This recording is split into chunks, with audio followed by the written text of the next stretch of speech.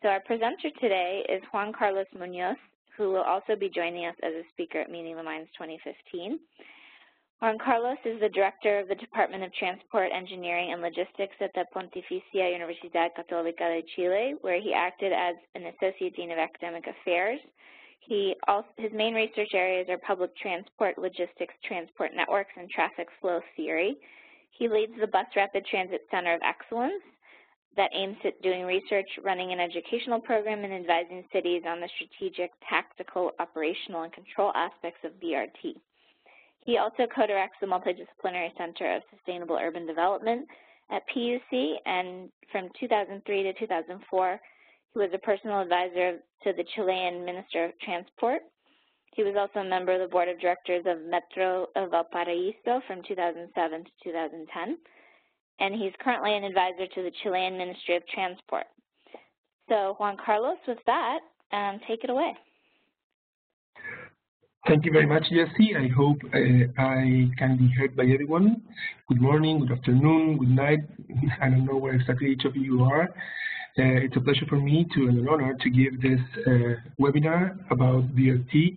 I'm going to be talking about what's BRT for those that are not familiarized with the concept, a little bit about what's going on in the Americas, and also about some trends and opportunities.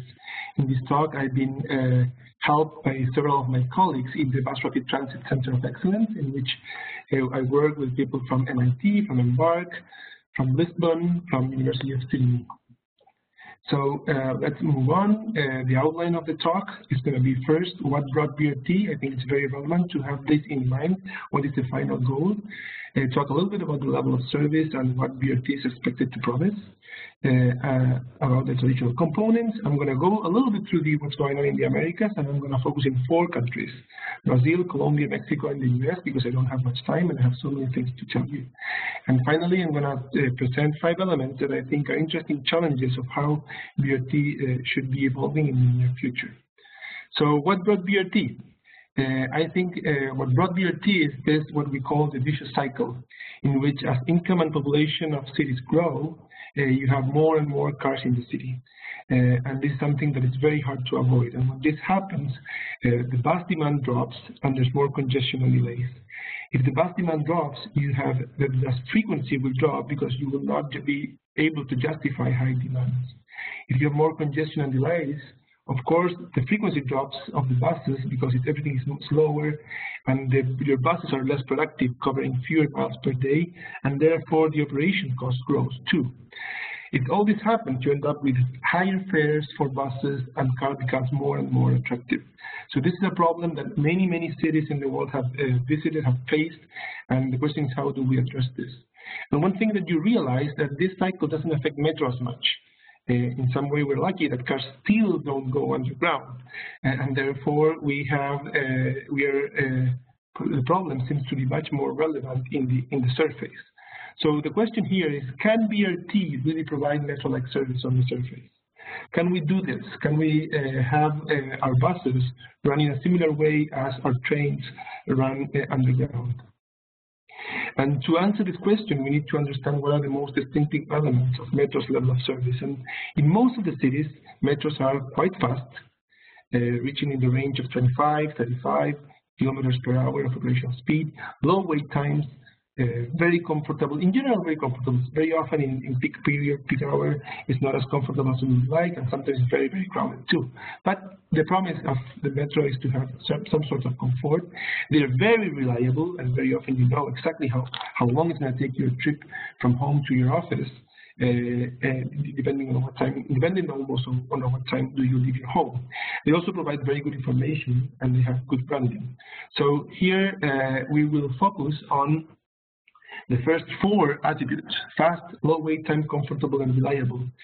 And if we see those attributes in terms of as the main attribute of what we would like to achieve, like fast, low wait time, comfort, and reliable, if we want a fast service, then you would like to increase the speed. If you want the low wait times, what you do usually is you increase frequencies by looking vertically here in my diagram. If you want to make your system more comfortable, what you do is you increase capacity. Finally, if you want to make it more reliable, you take care of regular headways. But if you look more carefully and you realize that if you increase speed, what happens is that you will be increasing frequency because your buses will be able to do more cycles per hour. So with the same number of buses, you will be able to have higher frequency. And if you increase your frequency, you'll be able to increase the capacity because the capacity of a service is the frequency multiplied by the number of people that you can fit in a bus or a vehicle. Therefore, if you increase the speed, you will be able to achieve 3 of the attributes, which are fast, low weight, and comfort. What is usually neglected is that regular headways have also a similar effect. If you have regular headways, of course, the headway being the time between one bus and the next one, then you have a much more reliable operation. But also, you can prove that if you have regular headways, your waiting time will be lower because it's not the same to wait one bus every 6 minutes than 2 buses coming together every 12 minutes. In the first case, you would be waiting at most 6, while in the other one, you will be waiting at most 12. And in my example, those 2 buses coming together, one of them will come very, very crowded, while the other one will be very, very empty, and therefore the comfort would be affected. So the issue here is how can we increase speeds, how can we make headways more regular in order to achieve fast, low weight, comfortable and reliable service. And what you immediately think is, well, we need segregated ways, we need to reduce the dwell times, and to have reduced dwell times, what we do is maybe make the payment of the bus off the bus so that you can get into the bus without paying. You can, or paying before, I mean. We have good buses with multiple doors to make dwell times shorter. You also can increase distance between stations. You don't have to have buses stopping in every corner, or have express services, or have traffic signal priority, or improve headway control. With any of these measures, what you have is that you end up having a service that is faster and it's more regular, and therefore you will be achieving some of those metro attributes we want to conquer.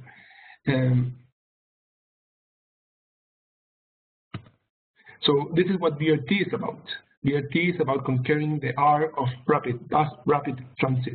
And that's why if we look at the BRT components, the key components here is we need a segregated median busways, hopefully with places where with some buses can take over to have express services that don't stop in every corner, in every stop. We want stations with prepayment and level boarding so that people can pay before entering the bus, and with buses with multiple doors so that the dwell times are fast.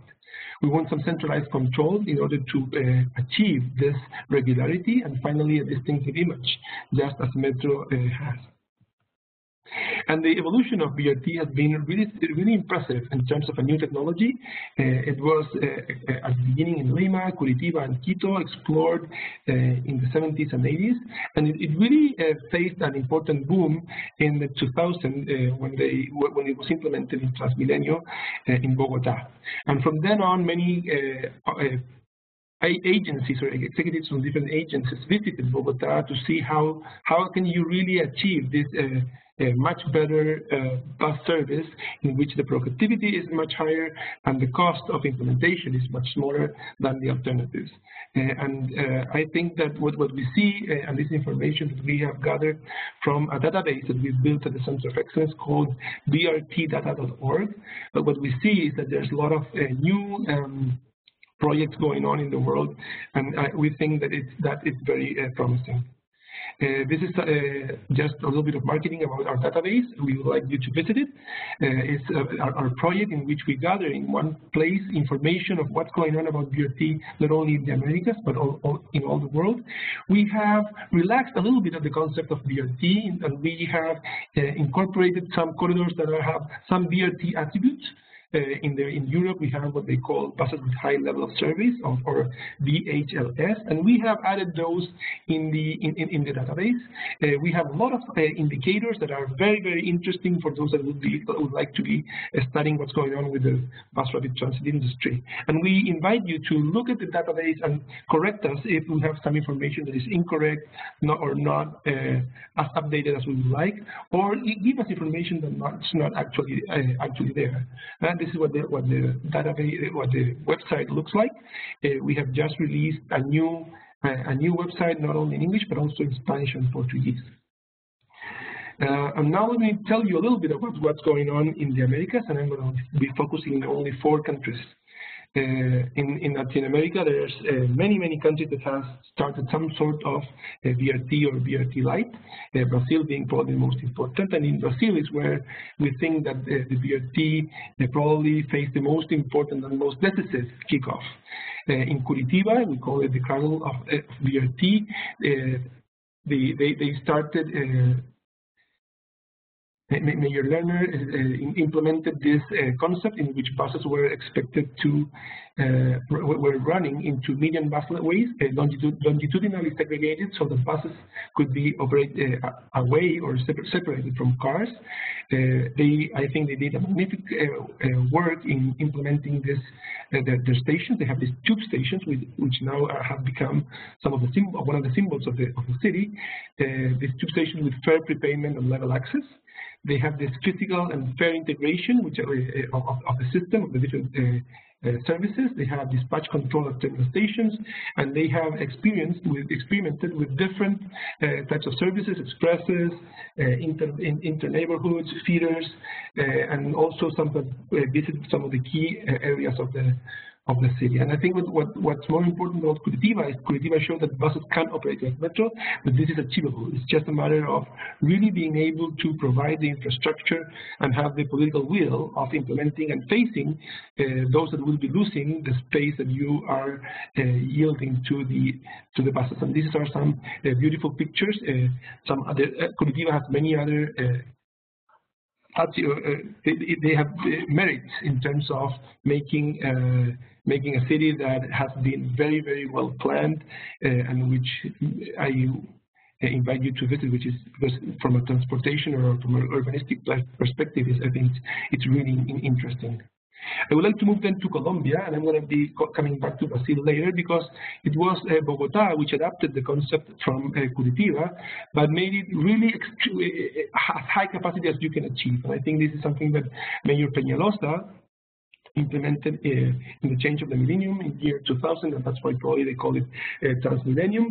They have achieved this amazing goal of having a corridor moving 48,000 passengers per day per direction. Sorry, it should say there per hour per direction. This is a mistake.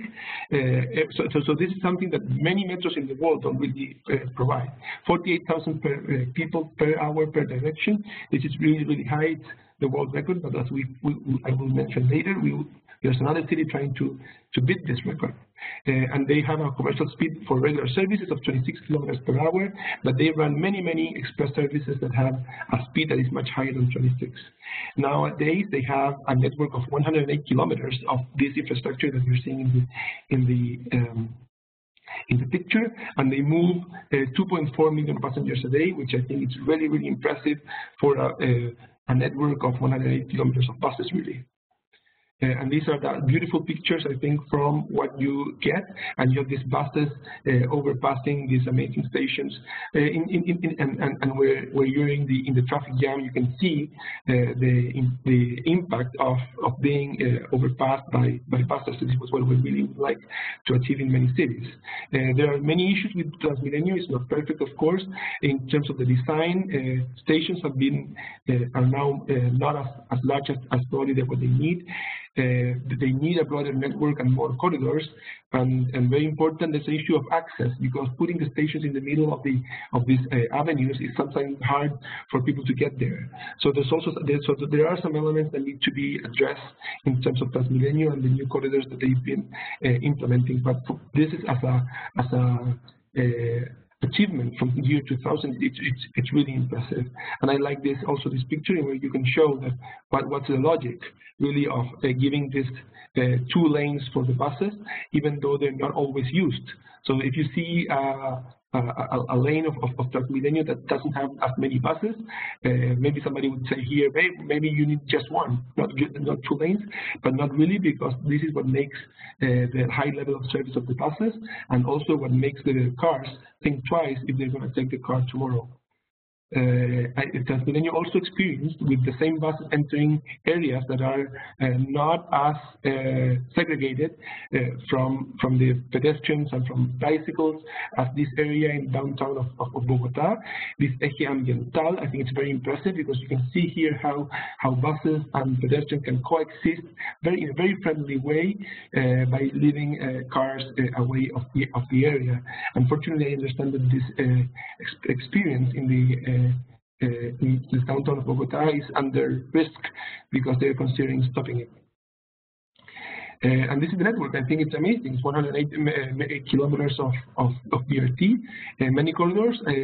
Unfortunately, the last mayors have not been as enthusiastic, to say it softly, about Transmilenio, and have stopped the investment of expanding this network, which I think it's quite an achievement. Bogota may need a metro line or metro network as this one, but this is certainly something that Bogota should be proud of. The BRT is an example of what you can do in a city in terms of coverage of the whole city with a very reasonable investment. Unfortunately, the metro line in Bogota is very, very expensive to build.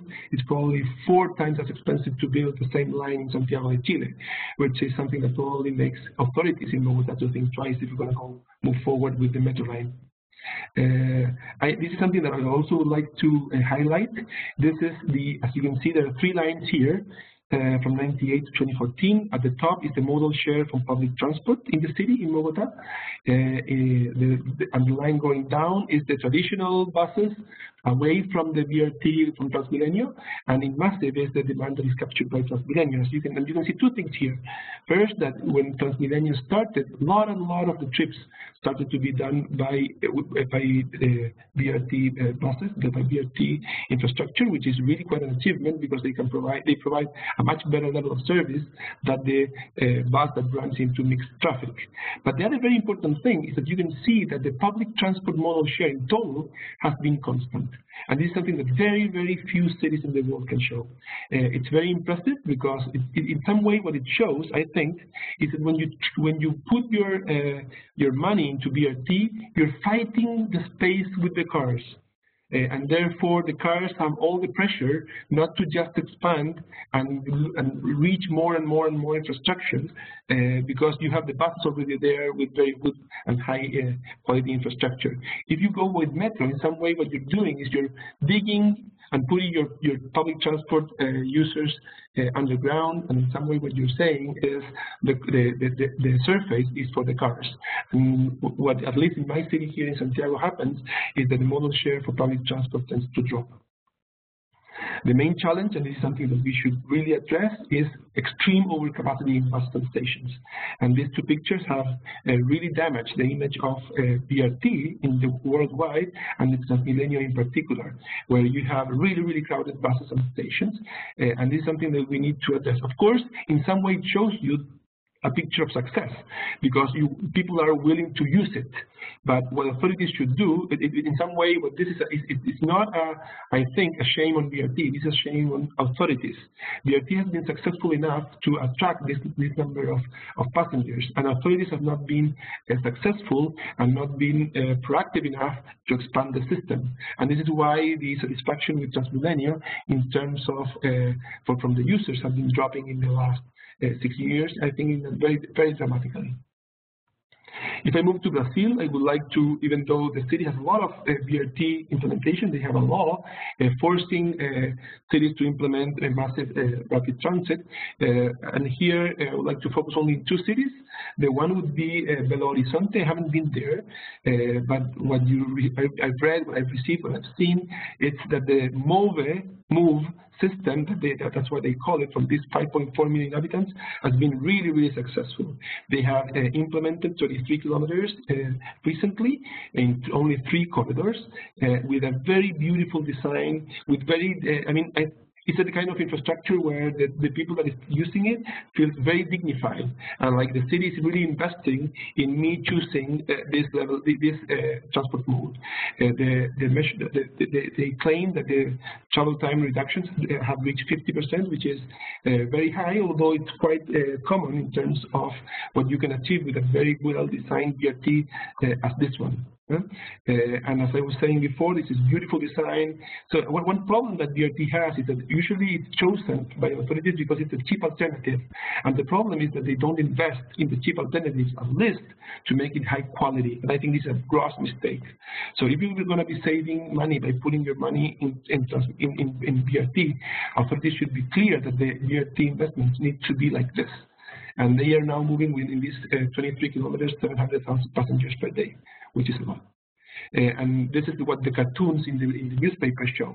Like, oh, it's move, no move. Huh? Move is the name of the system, and no move is the cars and all the rest of the traffic. So it's like it's fun to see this kind of cartoons instead of the cartoons we usually see in which people make fun of buses. I want to go to Rio de Janeiro. I have the honor and pleasure to visit for the last World Cup to see my Chilean team beat Spain in an amazing match. Sorry, guys. I was there and I had the pleasure also to use one of these systems. This is a 12 million inhabitant city which is planning to invest 160 kilometers in a BRT network. They have these 4 BRT corridors called Transoeste, Transolímpica, Transcarioca, and Transbrasil, and they are planned to move 2 million passengers in this system. They have already built Transoeste, and I'm going to be showing some pictures, and Transcarioca. Transoeste is a corridor which I think they took it more like a way of testing the system, the mode, the technology, in order to see if this would work really well, because Transoeste is a little bit away from what's really active Rio de Janeiro. On the other hand, Transcarioca, the red line that you see, really goes through from the airport and into very consolidated areas of the city. So it's much more interesting. And they are now building 2 other, Transbrasil and Transolímpica, and the city is considering using this network to face the challenge of a world of the Olympics in next year, which is has to be very well organized. It's very interesting. Transbrasil is going to be it's a corridor which they are planning to move 60,000 passengers per hour per direction. So these are some pictures from Transoeste. I'm going to go fast because I really want to finish and have some time for questions and answers. You can see again the same idea that we saw in Curitiba, in Bogota, and Belo Horizonte in some way put in here. This is a little bit into the suburbs, and that's why you see very wide avenues. And this moves me into Transcarioca, in which the city, this corridor goes into not into downtown, but into areas where you have narrow avenues, in which the bus is not as not moving in such an open, wide infrastructure, in which you really have to be more careful with the design of the infrastructure in order to be really to contribute into the urban context and not be damaging it. They were able to build some bridges, particularly for buses, and it has been, I think, quite successful. In this case, the tunnel goes then into a very populated neighborhood. They're moving 450,000 passengers per day, this corridor. So this is sort of the infrastructure that Rio de Janeiro, as you can see, this bridge has devoted for the BRT corridor. Recently, in January, the ITDP and Embark give this Sustainable Transport Award, and it was usually there's a big fight between cities from different countries. In this case, it was shared, the award, by Belo Horizonte, Rio de Janeiro, and Sao Paulo. Unfortunately, Sao Paulo didn't have time to discuss it now. But this shows the quality of that data. In terms of Mexico, I would like to go a little bit fast. This is the BRT system. There's many cities in Mexico that have invested and implemented BRT corridors, as this slide shows. But I'm going to comment in one of them, which is Línea 4, line 4 of Metrobus in Mexico City, in which this is the network. It's 5 lines moving 900,000 passengers per day. It's the orange square in the middle, which is here, which, as you can see, connects from traditional BRT corridors into the airport and goes into downtown. You can see there in the middle the Zócalo, which is probably the most historic area in the city, and where the streets are definitely very narrow. This is where the line starts, And as you can see, the infrastructure that we've seen, it's very similar to what I showed before. However, this bus, which is a typical BRT bus, ends up entering downtown in the historic district. And I think it's very relevant, this example, because it shows you that the same bus that can make it into a traditional BRT corridor can also make it in a very high quality standard into areas that you would like to protect. And this is what happens when you have cars out of the system and of the streets, and you devote high quality infrastructure for the buses. And this is one of the very big advantages of buses, which it's flexible. Buses can shift between one street and the other, and that makes it much more attractive in that sense than alternative modes. For instance, there's the metro, where it's high capacity, amazing service, but you cannot really take a train and turn it into from one line to another. You need to transfer. So this is an advantage that I think they have in Mexico exploited very well. In terms of the US, well, of course, the US and Canadian context is very different. The high automobile ownership creates a lot of challenges for transit and shared streets. There's a lot of pressure against transit. However, we've seen a little bit of political support for flexible incremental implementation of BRT-like elements in a wide range of cities. Recently, the former mayor Bloomberg would say select bus service was a proven winner. The mayor of Chicago, Emmanuel, would say one of the easiest and most cost-effective ways to expand and modernize our city's transit network is BRT. And BRT in Boston has been called the next big wave of investment by Jim Aloisi from Massachusetts Secretary of Transportation. So, however, it's clear to me that the U.S. cities have really tried with BRT in a very weak way, like not really giving the fight of implementing BRT in those corridors in which there's a lot of cars that you need to fight for the space. Here I have some examples of nice projects in the US and Canada. Some of them are upgraded express corridors, new or upgraded, with stations along highways into downtown with dedicated high-speed infrastructure. And three examples here are Ottawa, Los Angeles, and Pittsburgh. Los Angeles, the Silver Line. Sometimes, instead, the cities experience with BRT using some median dedicated lanes into arterial corridors with some sort of mix of station types. And this is what happens in Arlington, Washington, in Cleveland, and San Bernardino. Finally, there's also some rapid bus networks with some merit, in which a little bit of BRT light, with limited transit priority, but with wide coverage, as the Los Angeles Metro Rapid and the New York Select Bus Service. So I think that in some way BRT is entering in North America. The cities are starting to see it as an attractive alternative mode. There are now more than 20 cities with BRT corridors, 10 added since 2010. So it seems to be winning some momentum by recognizing that the BRT benefits in cities with and without developed rail transit. Of course, there are challenges, and here, if you start trying to put BRT into corridors with cars, there are major conflicts over the allocation of street space. Here we have some news from the conflicts from Fresno, from Boston, from Chicago, from Nashville, in which there's a lot of resistance, particularly from car owners, to say, why don't you keep the buses as it is, in which it doesn't bother that much. We would not like the BRT. We would like the traditional thing in which all the space is for us. And also another issue is how to change the way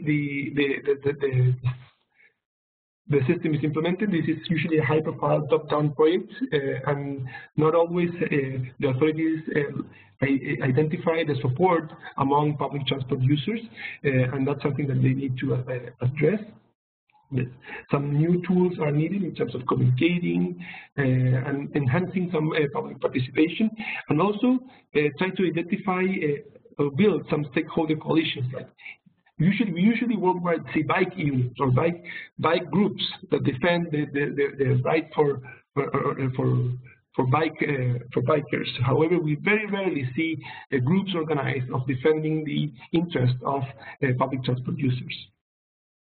And from now on, I'm going to be talking about how should the BRT evolve to ensure that in the long term we win the car versus public transport battle. I would like to say that the battle is not won through low fares, so this is a mistake, and it usually drives what we do in the developing world, but we need to win this battle through high quality of service. And for high quality of service, of course, we cannot rely on what on the fares that the users can provide. Instead, we need significant subsidies, and this is not just because of equity. It's because cities are much more efficient if we provide subsidies, because you will have public transport in which everyone will wait less and walk less, and this is something that has been studied quite broadly. What do we expect from BRT in the near future? Can BRT really offer features that Metro can't? And this is something interesting, because it's not just that we want for BRT to be Metro in the surface, but also exploit what BRT can offer that sometimes Metro can't. So the first thing here is that BRT needs to be rapid. But as cities grow, trips get very long. We have larger and larger cities. We have like 60 cities in the world with more than 5 million inhabitants. And here, express services are crucial, and overpassing facilities need to be implemented. And one question that BRT agencies don't usually answer is which are the set of services that should be operating in BRT corridors. And Transmilenio, because of their crisis, have started to discuss this. How many express services? Which ones? And also, another thing that we need to address is that BRT should start conquering the urban freeways. In many cities, we have some sort of service through the freeway, but I think that we need to be more aggressive, because in the highways to connect neighborhoods that are really far away, you can achieve speeds that are even faster than Metro. But here you have some safety issues that need to be addressed, because you don't want the same bus to be running at 90 kilometers per hour if nobody is with people standing, right? The second thing is BRT needs to be reliable, and here is bus bunching, in which buses arrive together. It's a problem all over the world. This is Bogota, Santiago, Beijing, Brussels, Boston, USA, so London, England, the same line, two buses coming together. And this is a problem because it really damages the level of service faced by the user. I have this.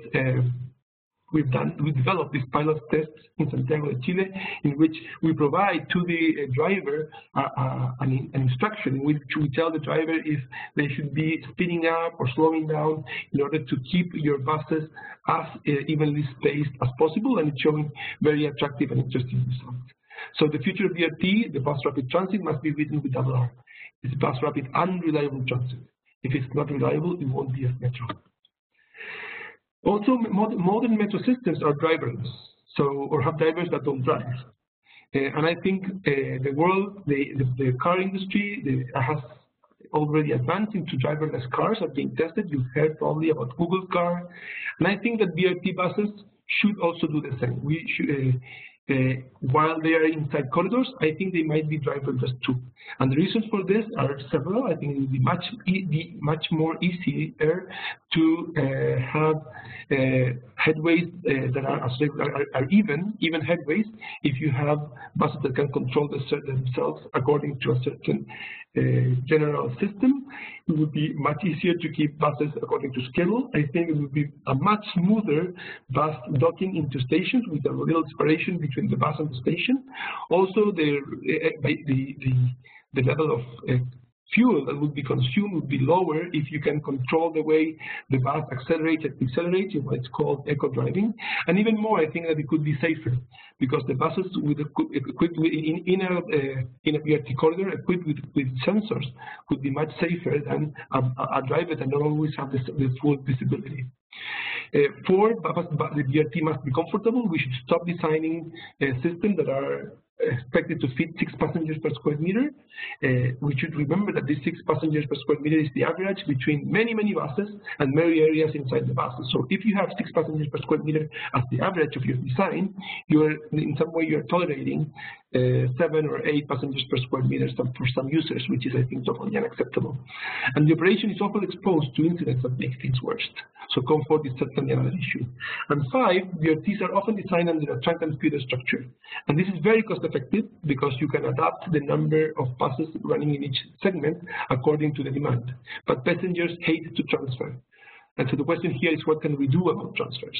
And of course, buses are much more flexible than trains. An open system avoids many transfers, as for instance, the city of Guangzhou shows with their amazing BRT corridor with open services in which buses go through the corridor and into the neighborhoods without really forcing people to transfer. We should be able to run multi-corridor services and also design much better our station capacity, because it's most likely bottleneck to be triggered first. We must design them well and put in enough space, because people will be transferring. And finally, I think transfers can be an opportunity to turn the travel experience into culture, commerce, fun. Probably there's no museum in the city, in your city, as visited as the most visited public transport station in your city, and that gives you an opportunity. It cannot be boring. It cannot be just walking. It needs to be much more than that. So the challenge is here, and this is my last slide, is rapidness, reliability, driverless, comfortable, few transfers. And also be careful with the urban context, low emission, and as fun as possible. So thank you for bearing with me this very long talk, and I will be happy to take all your questions. Thank you so much, Juan Carlos. That's incredibly informative. Yeah, we're going to go into Q&A now. So if you have questions, you can type them into the bottom right-hand Q&A console, the box at the bottom right-hand corner. We already have a bunch. So one question, Juan Carlos, I think you may have mentioned this, but why did Transmilenio ridership dive bomb, meaning dropped from 80% in 2011 to the high 60% percentile? My understanding is that demand has not dropped. What has dropped is the passenger satisfaction. People in Bogota are really upset with the system, and this is because the level of service, not in terms of the travel time, but in terms of the time people have to wait for the bus and the conditions in which people have to wait inside the bus and inside the stations are totally unacceptable. And I think that's why those are the two main reasons. But of course, the way to solve this, if you are moving the massive number of passengers per hour that you move in the case of Transmilenio, is not by closing the system. The metro line in Santiago, which is an amazing metro line, which is probably very well considered worldwide, moves 46,000 passengers per hour per direction. So it's not going to be a capacity issue in this case, moving to metro. In this case, I think the BRT is very effective in terms of moving people. So the question here is, if it's not enough, you need to increase the capacity. And there's two ways to do it here. Certainly add more corridors, more BRT corridors, or a metro line. But certainly the current situation is unacceptable. Or invest also in the stations of your system by making it a little bit larger so that you can be serving more buses at the same time. Or, and I also think it's very important, completely rethink the network of routes in Transmilenio, because I think it has not been done with a system-wide approach, but instead with a sort of an intuitive approach. And I think at this level of capacity, intuition is no longer worth it. Great. Zach Seal wants to know, can you talk about the pros and cons of BRT versus surface LRT streetcar?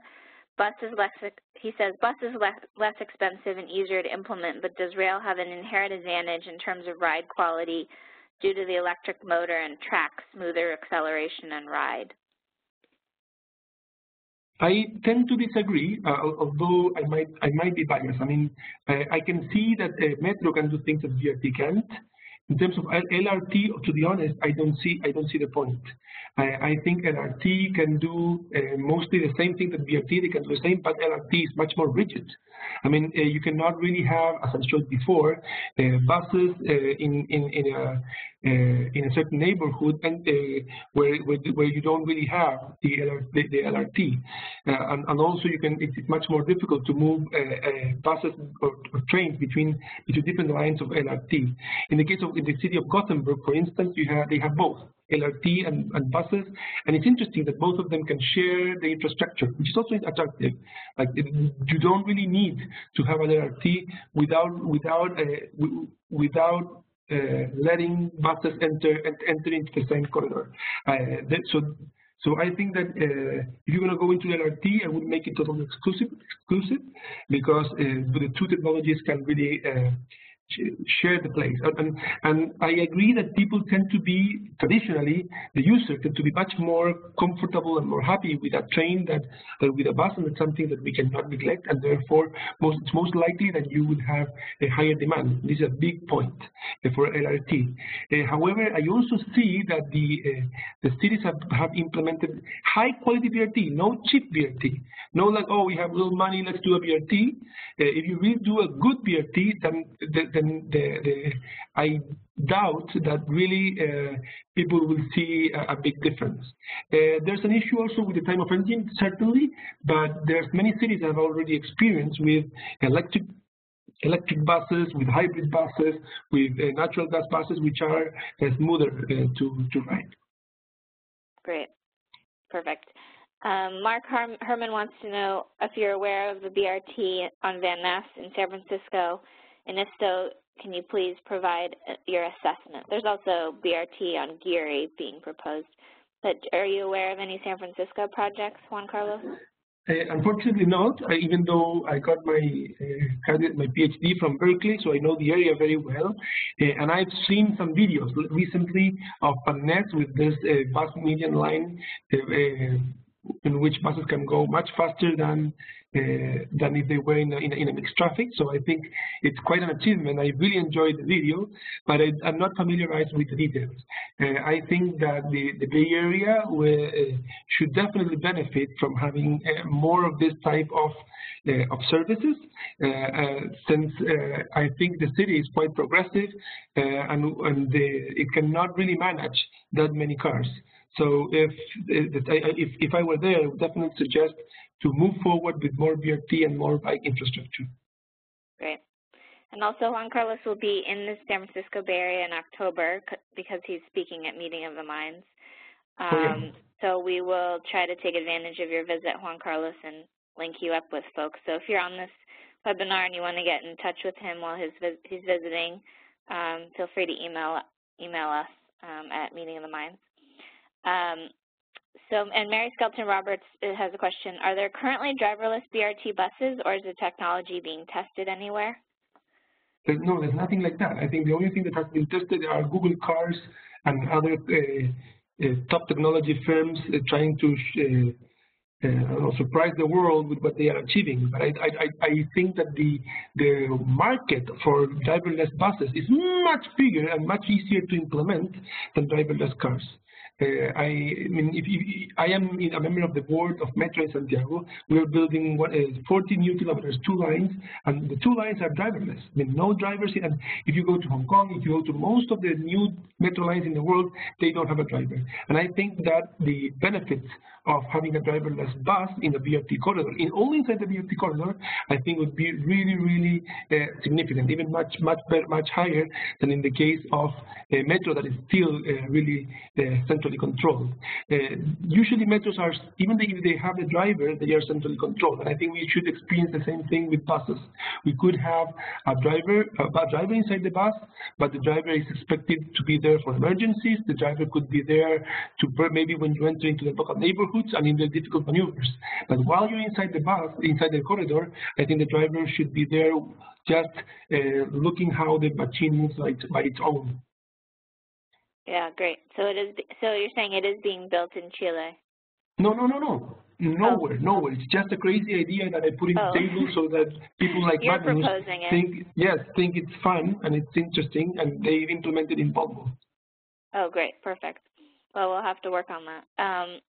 Also from Mary Skelton Roberts, her question, in Medellin, Colombia, they established metro culture. Can you speak about it and its impact in public acceptance of BRT?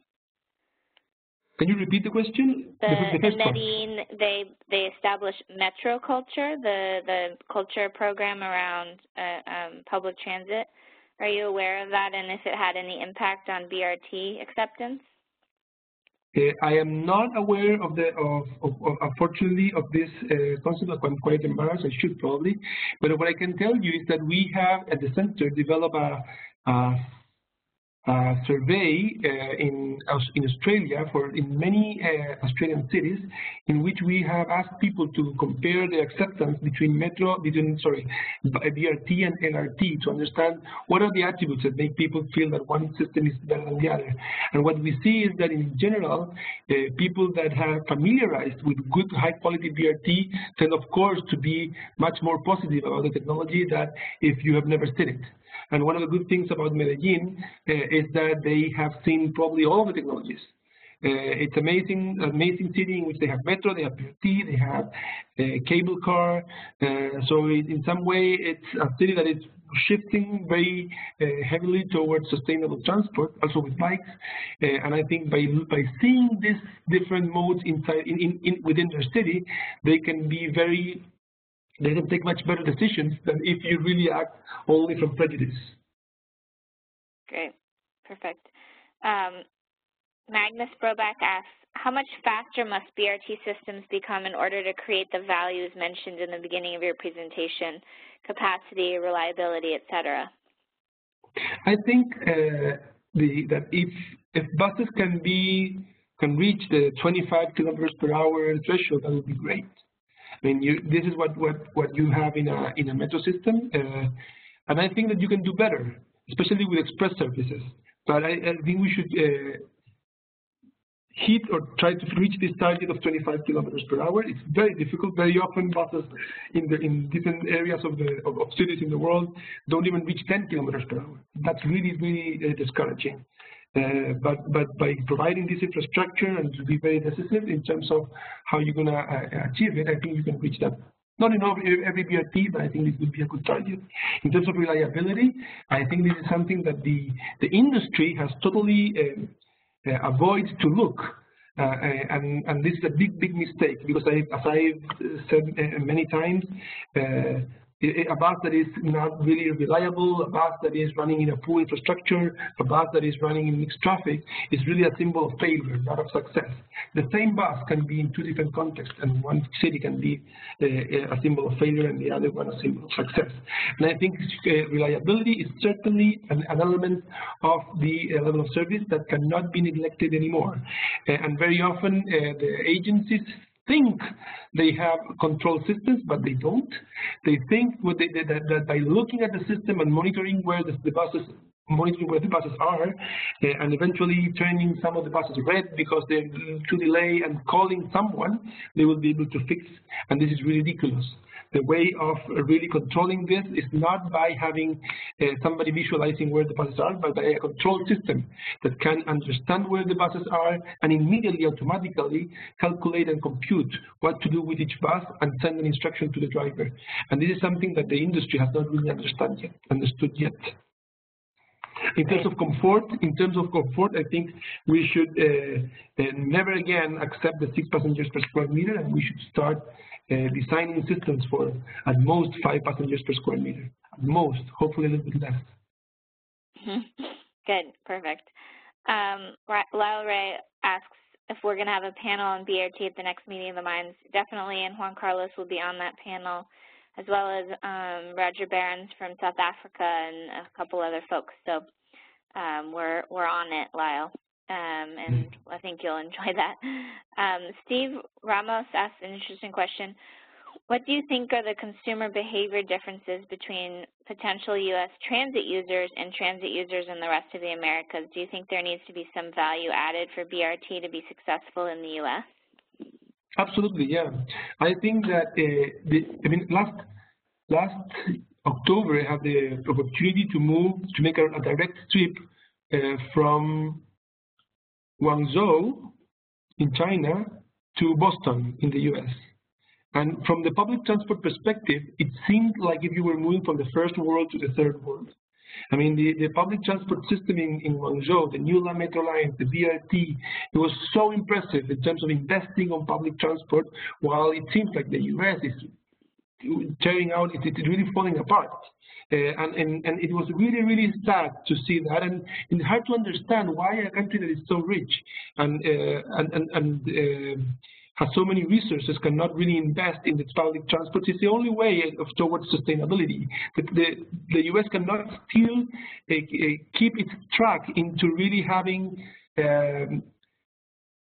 into having so many resources wasted in terms of waiting time, sorry, in terms of traffic jams and fuel. I think there needs to be some call of attention into the U.S. in terms of making it more, in shifting some of the travel patterns into public transport or other non-motorized modes. And I think in this case, the key issue here is to see public transport as a system in which you need to invest. And probably in this case, what you need to do is to certainly have your buses or trains with air conditioning, with heating, Wi-Fi in every vehicle, make it comfortable, have several seats. So to really make the public transport system as a dignifying experience, and also give the public transport a lot of priority in the streets. Otherwise, it won't happen. And also another thing that is important to say is that I think that with travel patterns, there's a lot of inertia. I mean, it's very difficult for somebody to change how they reach their destination, their everyday, their commuting patterns, by a little change in one of the alternatives. So if you really need to change, if you really want people to change modes, there needs to be a huge difference.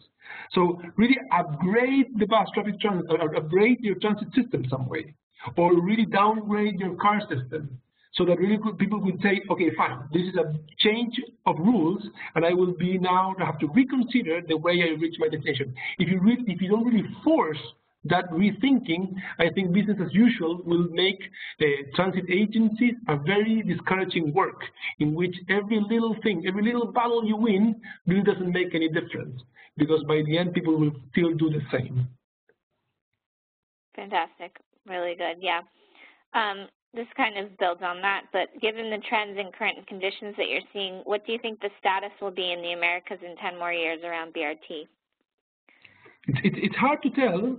It will depend if the country can generate the champions that were able to really change the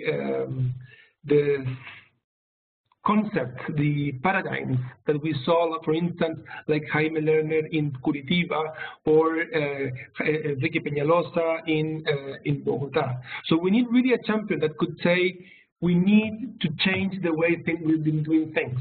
And the way we've been doing things is no longer acceptable, it's stupid, we're wasting a lot of resources and time, and we can, if we organize and if we think the city again, we can do things much better. So I think the question here is, it would be different. The question would be, will the US be able to come with a political champion that will see the opportunity and change the way cities are organized? If that happens, BRT will certainly have an opportunity.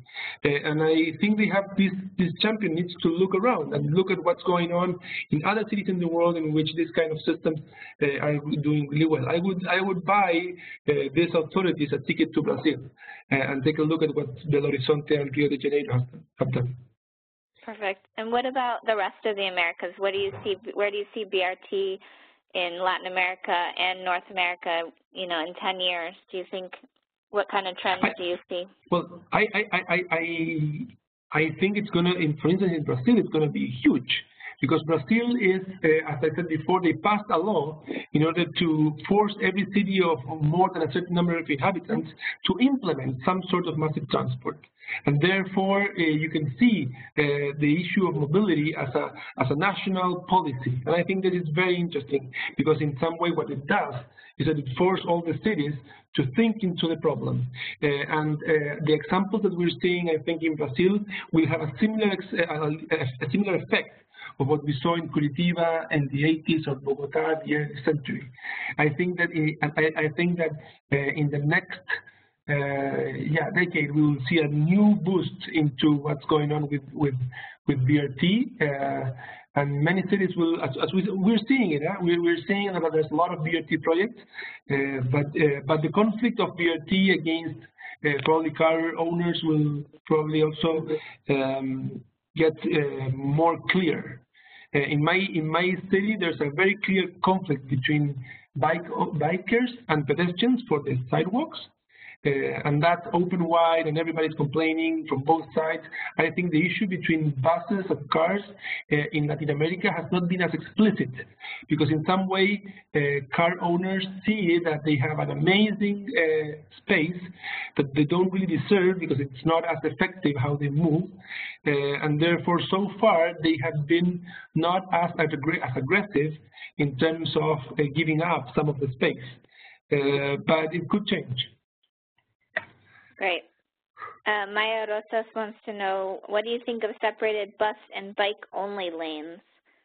I'm not sure what she means. Maybe she's talking about getting rid of cars completely. Not sure. Yeah. I think what you're saying is, can buses and bikes share the same space? And I think they can. For instance, if you visit London, you'll see it. But you really need to have very clear design in the street, very clear instructions for bus drivers and for bikers about how to behave in the same space, and also to train your drivers. At least in my city, it would be hard because our drivers are not trained to share the space with bikes. But I think it's something that's starting to happen, and I can see it as a probably a new wave in terms of the type of space that you will be allocating to buses. In our city, downtown, we are devoting some streets only for buses, away from cars, and certainly we're considering giving some room for bikes as well. Fantastic, great. Last question, can you elaborate more on the concept of services in multiple corridors? In the case of, this is because you have, usually when you develop a BRT network, you do it corridor by corridor. And quite often you may end up giving one corridor to one firm, one corridor to another, and you put, if you're smart enough, a very nice transfer station in the middle to connect. But this is really silly because in some way you're mimicking metro lines in the surface, and not taking advantage of one of the main issues of buses, which is they're flexible. I mean, you can have buses running multi-BRT corridors. In Transmilenio we have it, but for instance, I'm not sure that we have it in Mexico, for instance. I think that the issue of transferring, it really damages the experience of the user. So if you're going to be designing a BRT network, you should consider certainly that your buses some of your services will run multiple corridors in the routes, and not be constrained within only one. Perfect. Well, that's all the time we have for questions. We have a lot more that we weren't able to get to. We did get to a good amount of them, but if you want to reach out to Juan Carlos, you see his Twitter handle on this slide there, or you can try to email me, Jessie@cityminded.org, and I'll try to connect you with him. And he'll also be here in San Francisco in the fall for Meeting of the Minds 2015. But Juan Carlos, thank you so much, and that'll conclude our session for today. But just a reminder that a short survey will pop up when you close your browser, and we really appreciate your feedback. We hope to see you on our blog, cityminded.org, at our monthly webinars and meetups around the U.S. and Canada, and save the date for our annual summit, October 20 to 22 in Richmond, California. Juan Carlos, as I said, will be there, and you can ask him questions face-to-face. So thanks, everybody, and Juan Carlos, thanks so much. Thank you, everyone, and I would like to invite you to visit our center, www.brt.cl, if you want more specific information about what we've been doing in bus rapid transit.